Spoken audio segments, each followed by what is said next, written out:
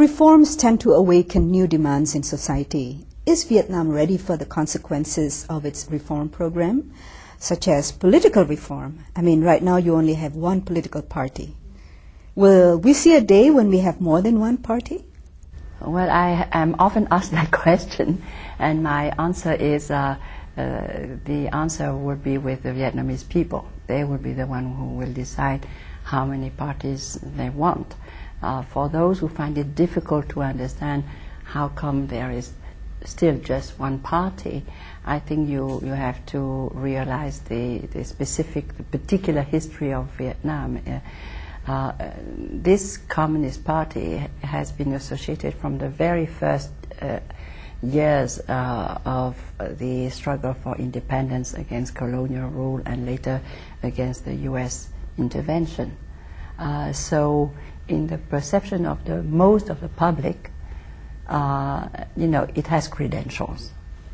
And because with the Đổi Mới, just in time, and here I have to emphasize this. Some people say, oh, it's because of the perestroika in Soviet Union then, that Vietnam, followed suit and all that. And I tell them, remember, the Vietnamese reforms, what I call reform and renewal, Đổi Mới, they started officially in '86 with the party congress.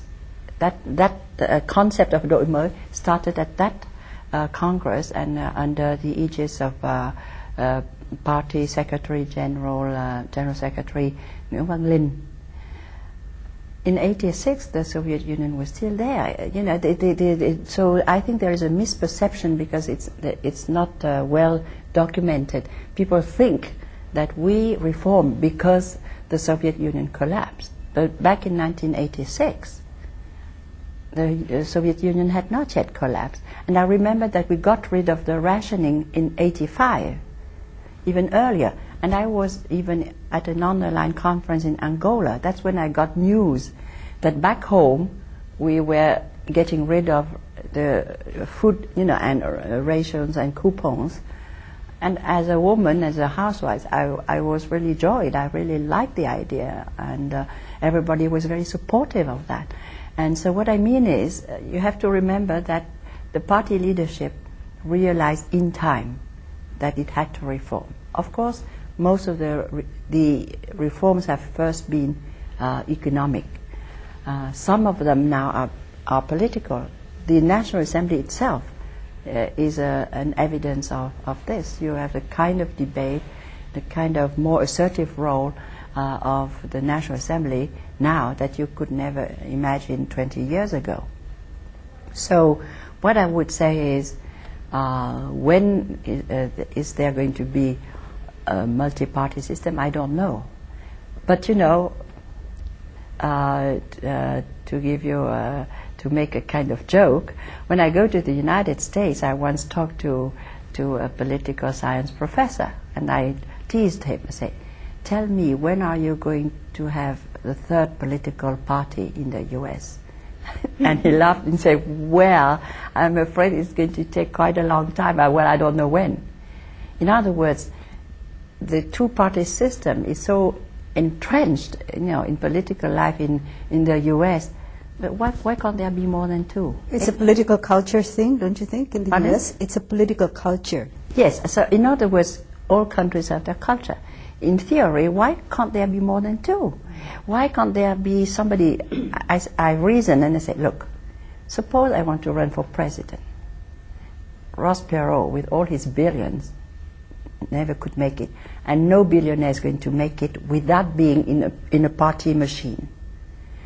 But why can't it be a third party machine? Why does it have to be either Democrat or Republican? That baffles me. Madam Nim, you mentioned recently about a freer press. Indeed, I think the fact that they're exposing corruption indicates that they do have the freedom to go in there and expose what is negative. But these are all state-owned media. There is no privately owned media. Why is that? Well, I think that it was discussed, the press law was discussed in the National Assembly, and the not under this legislature, but the previous legislature, and the majority of the members of the National Assembly voted to keep the media public. When I say public, it means that you have to have some permission from the government. It doesn't mean that everything comes directly from the government.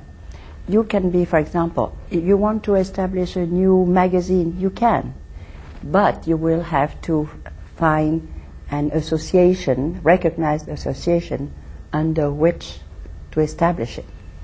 And the money put into it can be private, or at least part of it. And there are foreign ventures that put money into some of our papers as well. So it's not, it's not sort of black and white. What I mean is you need to get the permission. That's clear. But it doesn't mean that all the magazines and papers are created by the government. So, which means that there are shades. And so you can take an initiative to establish a magazine. So, joint venture between the government. There is a joint venture. There is a joint venture with the Ringier Group, for example, from Switzerland. It is involved in helping set up a number of magazines. Perhaps a few others, or the one I'm aware of is the Ringier Group of Switzerland. Perhaps there are a few others. So if you look at the supply, it's very, very diverse. For example, you'll say the People's Daily, that's the party organ, or certain magazines are directly under a ministry. But there will be magazines that are only under an association, you see. So there are nuances.